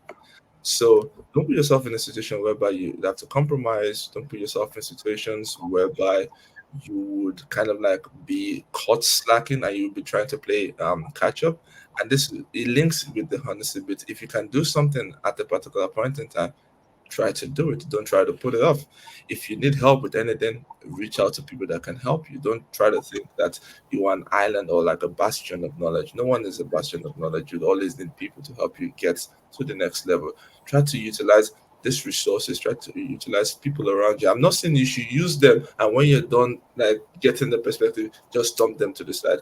No, you still need relationships, and just try as much as possible to excel in this program, because the world definitely needs a lot of like cybersecurity analysts, specialists, and more so, the world needs ladies that can inspire the next generation. Try to tell them that, oh, if I did it, so can you. That's what the world actually needs. It doesn't need a lot of like male perspective. Sometimes having an alternate perspective from the lady's perspective is actually important. So if you can do that and excel, God be with you. And that's the point where I just drop the mic. If there's an actual mic, I'll have dropped the mic on the floor. All But right, I like that.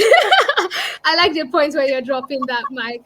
But as you can see, everyone is really excited to have had this conversation with you, and we want to know, how do we connect with you, Dr. Ayo, and with you, Faye? How can I connect with you post this conversation? I have a LinkedIn. I can post my LinkedIn, send you an email, and maybe you share it out with the people.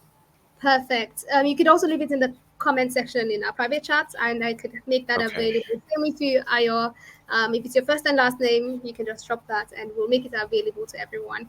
So if you'd like to connect with Dr. Ayo and with Faye, don't worry. We'll have their LinkedIn profiles available to you so you can connect with them. But it's been really lovely talking to you, Dr. Ayer, and with you, Faye. Thank you for all of the advice you've given. I'm sure a lot of people are leaving this session with a lot of call to actions and ways to improve themselves. And I'm hoping that this provides the help they need to deal with burnouts, with imposter syndrome, and most importantly, with stress. That being said, I am really excited to have been the host of this session, and I have personally learned a lot. But till I come your way again, it's bye for now, and bye from Faye and Ayo, I'm guessing. All right, everyone, do enjoy the rest of your day. Bye. Bye.